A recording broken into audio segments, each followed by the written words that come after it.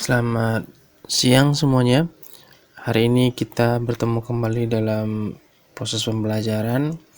Hari ini adalah meeting keempat kita dengan topik cara mempersiapkan media audiovisual untuk presentasi.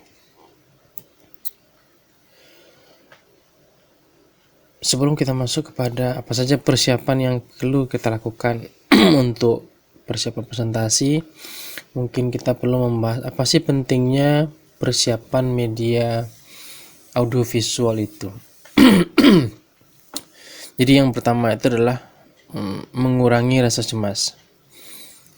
Dengan adanya persiapan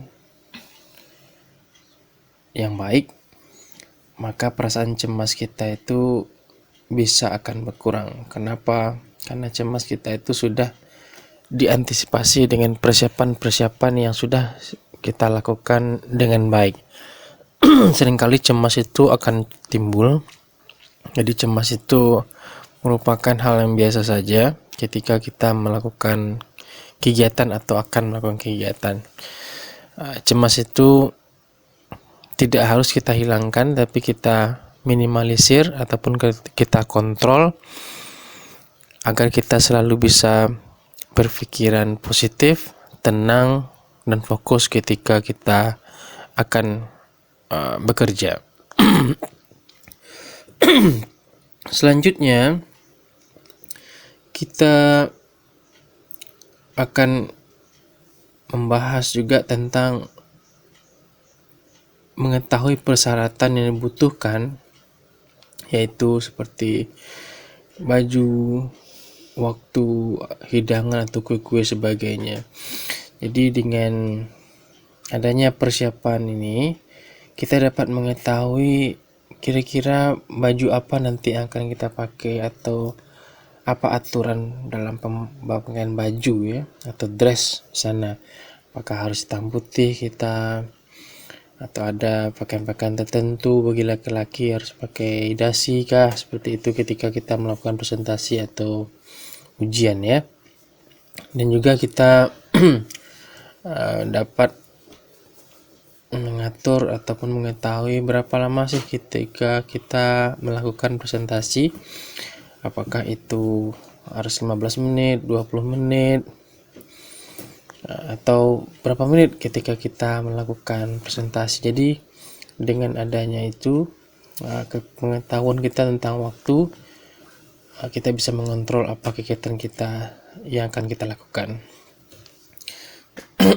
Selanjutnya terkait juga dengan antisipasi keterlambatan ya. Jadi dengan mempersiapkan media audiovisual ini, kita dapat mengantisipasi keterlambatan kita ketika kita akan mau tampil ya. Jadi ketika kita tahu misalnya kita presentasi pagi, tentu kita harus datang lebih awal. Kita melihat bagaimana proses transportasi di pagi hari, apakah itu ramai atau tidak, bagaimana cara kita pergi ke tempat sana, apakah itu pakai sepeda motor atau mobil.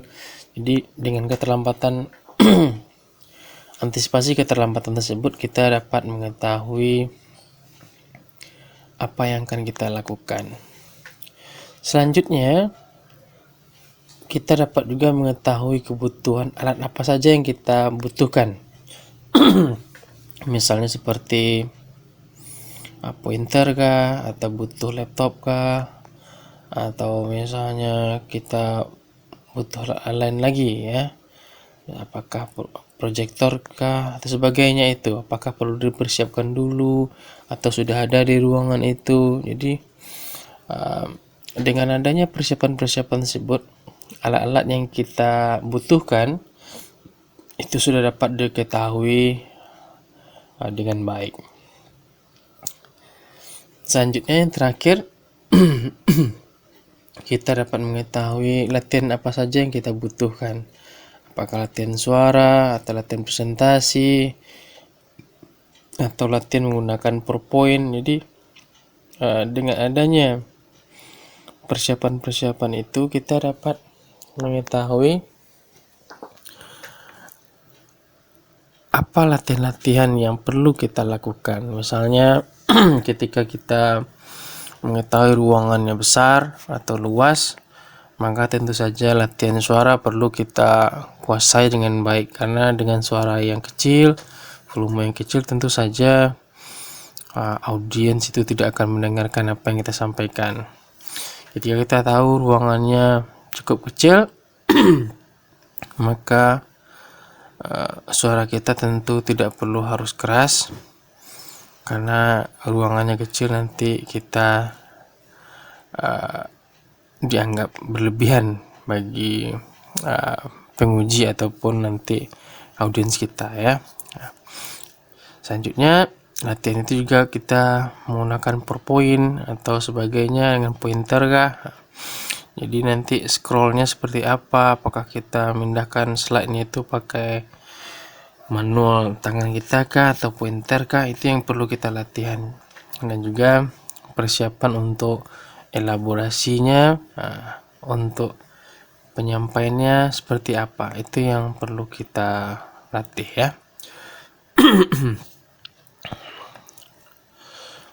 Inilah beberapa persiapan-persiapan yang perlu dilakukan oleh seorang presenter sebelum mereka ataupun sebelum presenter tersebut melakukan presentasi. Yang pertama itu adalah kenali audiensnya.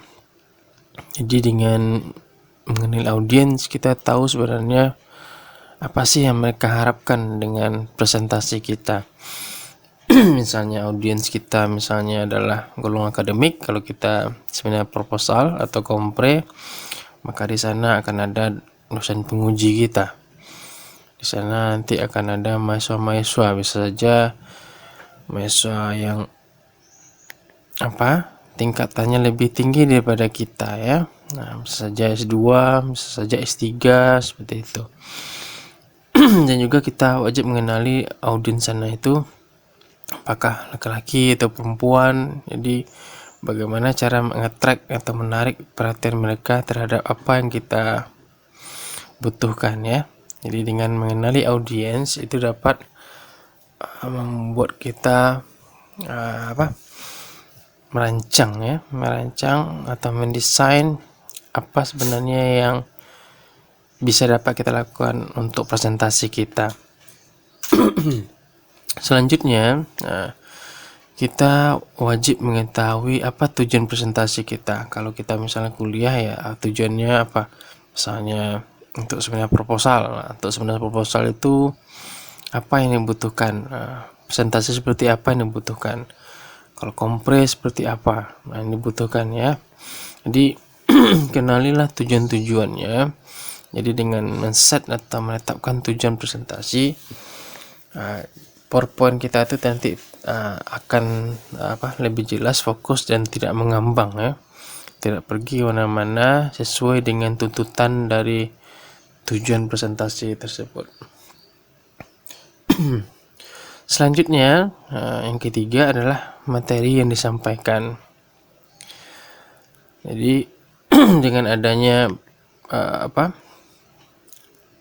informasi-informasi, kita wajib ya menghafal atau menguasai poin-poin yang akan kita sampaikan, walaupun nanti di dalam PowerPoint itu sendiri kita sudah terbantu, tetapi kita wajib juga untuk mengelaborasi. Kita perlu mengeksplor ataupun kita perlu menggali lagi informasi-informasi apa yang tertulis, karena PowerPoint itu hanya alat untuk membantu kita menyampaikan apa poin-poin dasar dari tujuan presentasi kita. Sementara untuk pengembangannya, eksplorasinya, presenter itu sendirilah yang menyampaikan kepada publik atau audiens. Jadi ketika kita tidak memiliki materi yang dikuasai atau kurang memahami materi, maka nanti kecemasan akan terjadi, kegagapan akan terjadi, kita tidak akan mampu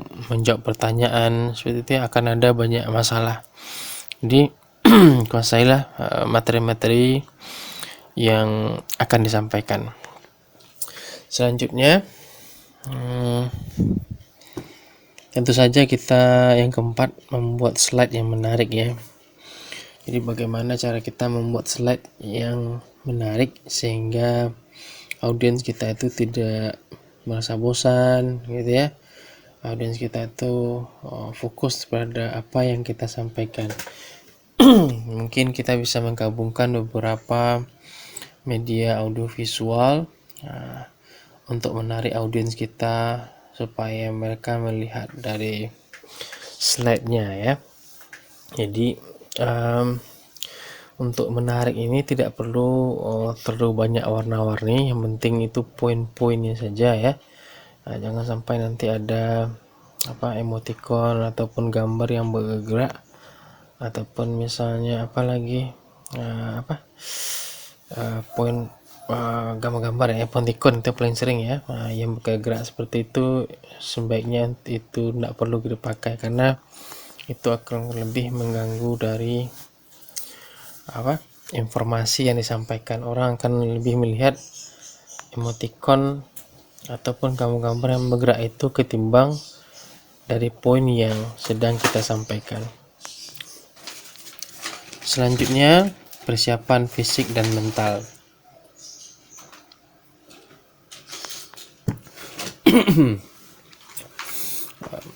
Sebelum kita presentasi, tentu saja kita harus mempersiapkan fisik dan mental kita.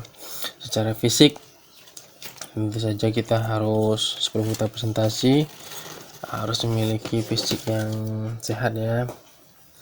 Kita tidak boleh terlihat mengantuk gitu ya, tidak boleh terlihat capek atau lelah gitu ya. Jadi sebelum kita presentasi, pastikan malamnya itu kita sudah istirahat dengan cukup, supaya ketika kita bangun pagi harinya kita sudah terasa bugar ataupun sehat ya.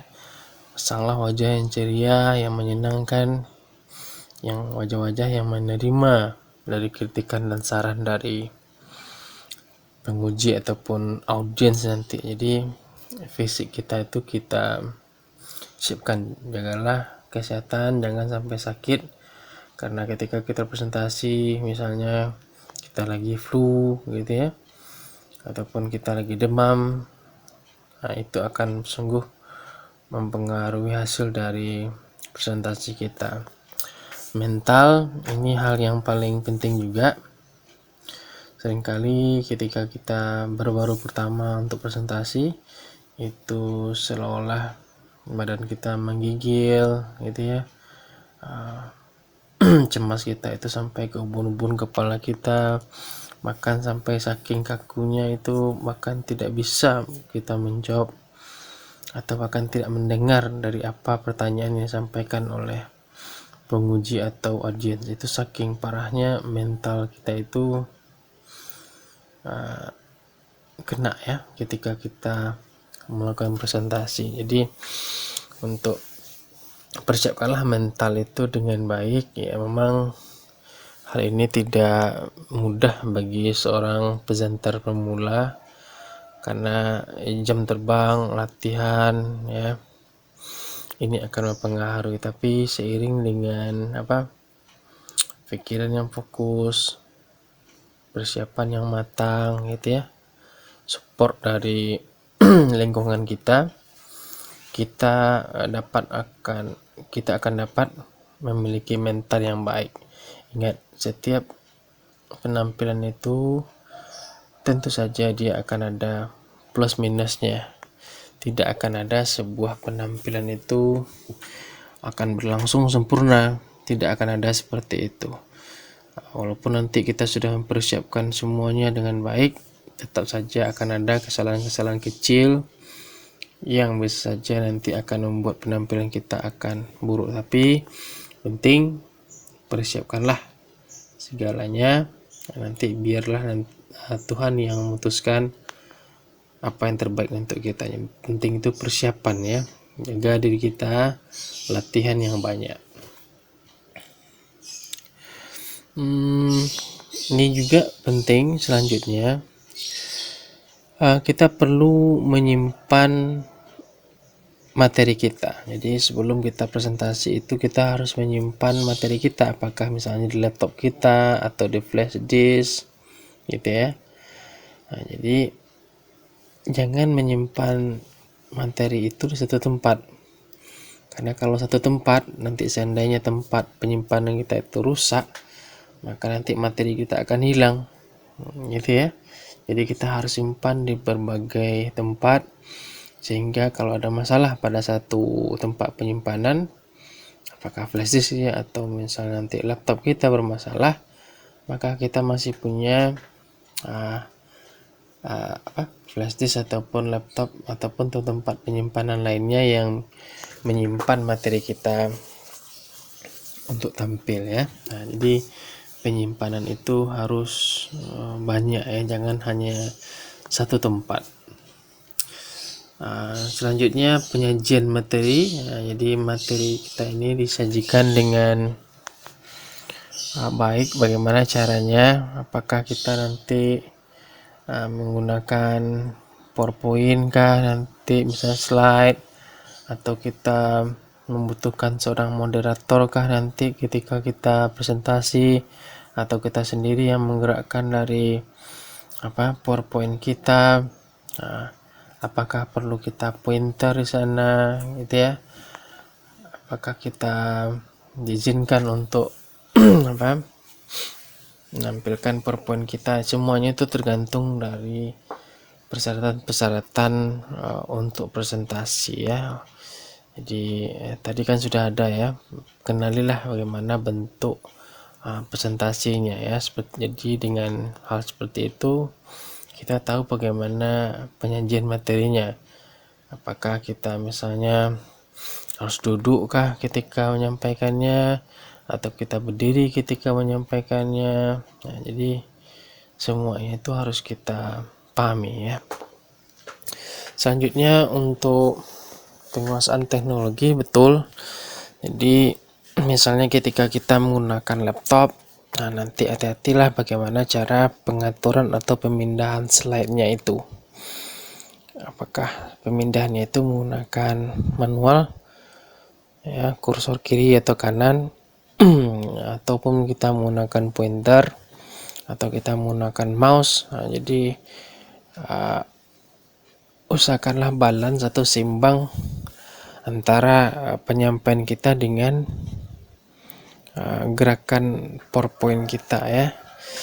Selanjutnya penggunaan misalnya proyektor kan nanti, apakah kita dibantu juga oleh panitia atau teman kita untuk memasangnya, bagaimana caranya mengkonekkannya kepada laptop atau komputer kita.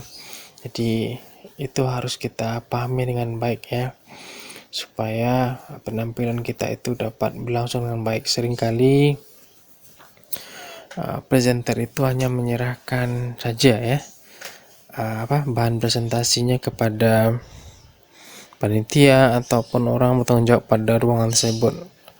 Nah, sementara orang itu juga tidak tahu dengan apa yang kita lakukan, teknologi apa yang kita pakai, sehingga itu mempengaruhi dari waktu untuk presentasi. Seringkali dosen penguji sudah datang ataupun audiens sudah datang, kita masih sibuk untuk memasang proyektor, komputer yang tidak connect ke proyektor, ada begitu banyak masalah yang terjadi. Itu tadi karena apa? Kita tidak menguasai teknologi dengan baik. Jadi datanglah lebih awal, pastikan antara laptop atau komputer kita sesuai atau bisa terkoneksi dengan baik ya. Selanjutnya kuasailah materi dengan baik ya, sama seperti tadi ya.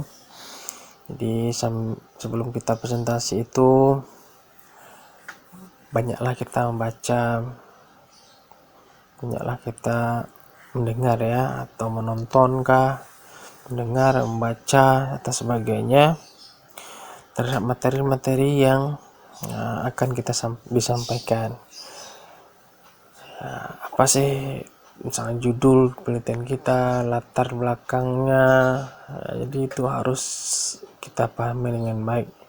Ingat, yang membuat PowerPoint itu adalah kita, tentu saja kita harus bertanggung jawab terhadap apa yang kita tulis di sana. Jangan sampai nanti kita menulis dengan baik, kita membuat poin-poinnya dengan baik, tetapi ketika orang menanya kepada kita, kita tidak tahu. Itu suatu hal yang sungguh tidak bagus ya dalam presentasi. Jadi kita harus belajar, kita harus menguasai dengan baik apa topik kita. Jadi galilah informasi lebih banyak. Hal ini juga terkait dengan poin perbanyak wawasan ya. Di dalam proses presentasi ya, seringkali terjadi pertanyaan ataupun muncul pertanyaan-pertanyaan yang kadang-kadang itu di luar dari ekspektasi ataupun apa yang kita bayangkan gitu ya. Jadi apa bidang utamanya? Kadang-kadang topik kita adalah tentang perbankan, orang menanya tentang perekonomian ya. Misalnya kita membahas tentang topik-topik misalnya bagaimana sistem keuangan di sebuah toko atau perusahaan, tapi kadang-kadang pertanyaannya itu bagaimana perkembangan perekonomian di Indonesia sekarang. Kadang-kadang hal itu seringkali membuat seorang presenter itu merasa terkejut ataupun tidak sadar terhadap pertanyaan-pertanyaan seperti itu. Jadi seorang presenter itu harus banyak dia memiliki wawasan ya. Jadi jangan hanya fokus kepada topik yang akan dia sampaikan saja, dia juga harus memahami bidang yang dikuasainya, jurusan yang dia pilih ya harus dikuasai dengan baik. Karena dalam proses ujian itu yang ditanya itu juga wawasan dari seorang presenter itu. Nah, jadi wawasannya seperti apa? Paham enggak dia dengan dunia yang sedang dia jalani seperti itu. Jadi perbanyaklah membaca buku atau jurnal atau nonton TV kita ataupun koran, semuanya itu penting untuk membuat wawasan kita bertambah. Jadi jangan hanya puas kepada satu sumber, cobalah menggali informasi itu dari berbagai sumber. Selanjutnya untuk bahan presentasi kita, tambahkanlah media audio visual. Jadi boleh-boleh saja nanti akan semuanya itu apakah ingin memasukkan video di sana, ingin menampilkan grafikkah di sana nanti, atau menampilkan majalah atau bukti koran kan sana, boleh-boleh saja seperti itu, asalkan media kita itu relevan dan cocok dengan apa poin informasi yang ingin kita sampaikan. Selanjutnya kita pindah kepada poin bagaimana sih cara membuat bahan atau presentasi slide itu. Yang pertama, pilihlah slide dengan desain yang simple dan relevan. Ada begitu banyak sekarang di internet ataupun secara online desain slide. Tapi saran saya pilihlah yang simple, sederhana, yang tidak begitu ribet kita untuk menyampaikan informasi atau menetapkan poin-poin apa yang ingin kita sampaikan ya. Mungkin slide kita bagus, tapi ketika poin-poin yang kita sampaikan itu tertutup pula atau terpengaruh pula dengan desain-desain seperti itu, hal ini akan kurang bagus untuk presentasi kita. Dan pastikan juga misalnya nanti relevan ya. Relevan itu seperti apa? Pastikan foto-fotonya atau desainnya itu cocok dengan presentasi. Jangan nanti ketika kita milih desain itu tentang presentasi itu kan sifat formal ya, nanti ada pula di slide kita itu tentang kue-kue ataupun gambar binatang. Seperti itu kan kurang tepat penggunaannya ya. Jadi pilihlah desain yang memang cocok pada situasi atau kondisi ataupun konteks ketika kita melakukan presentasi. Selanjutnya yang kedua, untuk bahan presentasi slide kita itu Jangan lupa menuliskan identitas ya, ada judul presentasi kita, ada nama gitu ya, atau NPM kah atau BP kah namanya, atau register kita. Nah, itu perlu dituliskan, jangan sampai lupa kita, karena nanti penguji itu akan menanya kita atau mengetahui kita itu berdasarkan nama yang kita tulis pada slide tersebut ya. Audiens juga akan memberikan pertanyaan berdasarkan nama dari yang kita tulis di sana ya.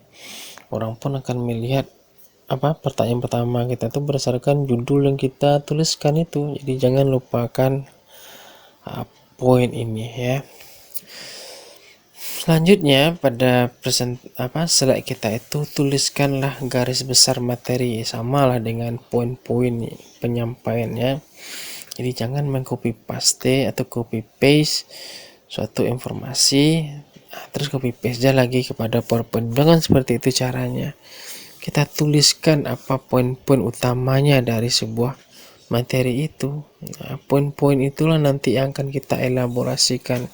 Kita gali informasi, kita sampaikan kepada audiens kita apa informasi yang tersembunyi ataupun informasi yang tidak jelas pada poin yang kita sampaikan. Jadi memang PowerPoint itu seperti saya bilang kemarin, PowerPoint itu kan terdiri dari dua kata, power dan point. Jadi kekuatan dari poin, kekuatan dari inti dari sebuah informasi ya. Kitalah seorang presenter yang menjelaskannya. Kalau kita mengcopy paste saja sebuah informasi ke dalam slide, maka nanti itu akan ramai bentuknya dan audiens tidak akan bisa melihat apa sebenarnya yang ingin kita sampaikan, karena tulisannya nanti akan halus-halus, fontnya akan halus-halus ya, dan bentuknya pun akan bisa jadi berantakan ya. Selanjutnya, slide jangan terlalu ramai ya. Jadi dalam satu tampilan itu usahakan ya jangan terlalu ramai ya. Ada begitu banyak gambar yang tidak jelas, ada begitu banyak emoticon yang tidak jelas. Sebaiknya itu tidak begitu penting. Kalau rasanya tidak penting untuk kita gunakan, ya tidak usah kita gunakan ya. Karena dengan terlalu ramai seperti itu, terlalu banyak bunga-bunga yang tidak jelas ya, maka itu akan membuat orang lebih melihat kepada latar-latar yang kita pilih seperti itu, gambar yang tidak jelas seperti itu, dan itu akibatnya menutup dari informasi yang kita sampaikan. Yang penting itu adalah informasi kita sebenarnya. Jadi jangan sampai nanti dengan terlalu ramainya emoticon ataupun misalnya gambar-gambar yang tidak jelas itu, maka itu akan membuat informasi kita tertutup oleh fitur-fitur tambahan seperti tadi. Selanjutnya, perhatikan juga jenis, ukuran dan warna huruf ya. Nanti jenis huruf apa yang kita pakai, apakah Times Roman kah atau Arial kah, nanti pokoknya intinya kita harus jelas ya menggunakan jenis hurufnya. Apa yang jenis huruf yang cocok kita tampilkan sehingga nanti audiens kita itu bisa melihat kata-kata. Ada begitu banyak varian jenis huruf, tapi pilihlah yang standar ya, seperti Times Roman atau Arial kah yang memang cocok digunakan dalam komunikasi sehari-hari.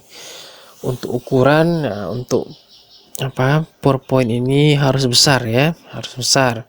Jangan sampai nanti ukuran itu terkecil sehingga tidak nampak dengan audiens. Ya walaupun dibantu dengan proyektor tetap saja kalau font kita itu kecil, tentu saja nanti orang tidak akan nampak. Ya, soal itu perhatikanlah ukurannya ya, ukurannya itu berapa, apakah harus misalnya 28, 26 atau 24. Itulah ukuran standar dari sebuah poin-poin font ya. Nah, dan warna huruf, ini pertimbangkan juga warna huruf. Warna huruf itu harus kontras dia dengan background ya, dengan latar. Jangan sampai nanti huruf itu tidak nampak kita pun sebagai presenter pusing melihat apa sih yang sedang kita tulis. Jadi usahakan nanti font atau warna huruf itu memang kontras ya, bisa dibaca dari orang yang duduk paling belakang ya.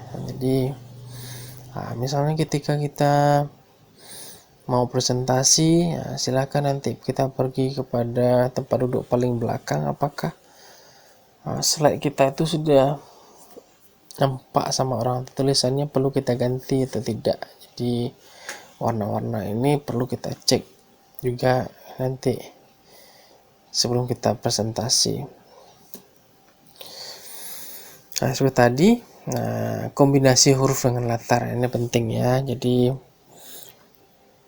usahakan huruf dengan latar itu merupakan dua warna yang kontras, jangan sampai memiliki satu warna saja, karena dengan satu warna tidak akan bisa melihat kita apa sebenarnya yang kita tulis.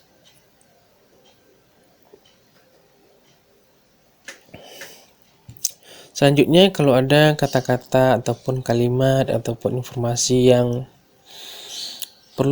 butuh penekanan ataupun perlu dinyatakan dengan lebih, maka kita berikan tanda khusus, apakah kita berikan tanda kutipan atau kita miringkan atau cetak miring sama tebal kah, itu tergantung dari kita saja ya.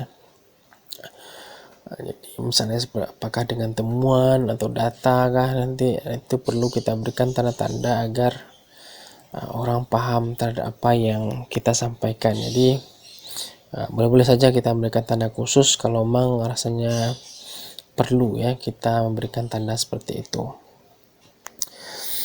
Selanjutnya kita boleh juga menambahkan tabel atau grafik seperti tadi, tapi pastikanlah tabel atau grafik yang kita tulis itu nanti angkanya terbaca ya. Misalnya jumlahnya terbaca, kuotanya terbaca gitu ya.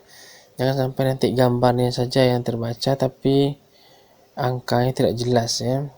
Jadi pastikan kali warnanya itu, perbedaan warna antara tabel dan grafik itu jelas, nampak dengan baik ya. Dan yang angka-angka itu lebih penting juga. Jangan sampai nanti terlalu besar grafik sama tabelnya, tapi angka-angkanya atau isinya di dalam itu tidak nampak dia. Dipastikan antara tabel dan grafik itu isinya nampak terbaca oleh audiens ya. Kita boleh juga menambahkan foto atau gambar seperti tadi, asalkan dia sesuai dengan tujuan presentasi kita. Boleh-boleh saja untuk itu, misalnya gambar dari perusahaan itu ya, atau foto dari perusahaan itu boleh-boleh saja, tidak ada masalah. Atau foto-foto penelitian kita bersama informan kita atau responden kita, boleh-boleh saja, tidak ada masalah, karena itu merupakan otentik atau originalitas dari sebuah penelitian ya. Tapi pastikan antara foto atau gambar yang ingin kita tampilkan itu memang cocok atau selaras dia dengan informasi yang kita sampaikan. Dan terakhir, pertimbangkanlah jumlah slide dengan waktu dan inti materi. Jadi kita harus tahu dulu, harus paham dulu berapa menit sih kita diberikan waktu oleh penguji ataupun dosen atau audiens untuk menyampaikan sebuah topik. Misalnya seringkali kita atau seorang presenter itu diberikan kesempatan sekitar 15 menit, ada juga yang 10 menit ya. Jadi dengan waktu 15 atau 10 menit sih, berapa slide kah yang harus kita buat ya. Jadi tidak perlu semua informasi itu kita sampaikan, yang penting poin-poinnya jelas ya. Misalnya kalau kita dalam penelitian, misalnya di background, latar belakangnya apa, pertanyaannya apa, tujuannya, batasannya, seperti itu saja, tidak begitu panjang ya. Jadi pastikan jumlah slide itu biasanya Jumlah slide-nya itu sekitar 8 sampai 10 slide ya, itu paling panjang. Nanti kita lah yang akan mengelaborasi atau menyampaikan nanti atau menggali lagi apa informasi yang belum tersampaikan dalam sebuah informasi yang sudah dituliskan melalui PowerPoint. Jadi topik kita kali ini memang lebih kepada persiapan yang perlu disiapkan oleh seorang presenter ketika presenter tersebut ingin presentasi ya. Jadi dengan adanya persiapan-persiapan ini kita dapat meminimalisir risiko yang akan terjadi. Ya, seperti tadi bisa bilang, walaupun persiapan kita ini sudah mantap atau fix 100%, nanti akan ada saja hal-hal kecil yang akan mempengaruhi dari penampilan kita. Itu adalah hal yang biasa ya, tidak akan ada hal yang sempurna ketika kita melakukan satu kegiatan. Salah itu pasti akan ada saja, tapi yang penting kita harus optimis, kita harus yakin bahwasanya apa yang kita persiapkan dengan baik itu sudah akan membantu kita untuk mempersiapkan materi atau membuat diri kita yakin sebagai presenter apa yang kita sampaikan itu memang tepat adanya dan akurat, serta bisa membuat audiens kita itu paham terhadap apa yang disampaikan. Oke, terima kasih untuk hari ini. See you.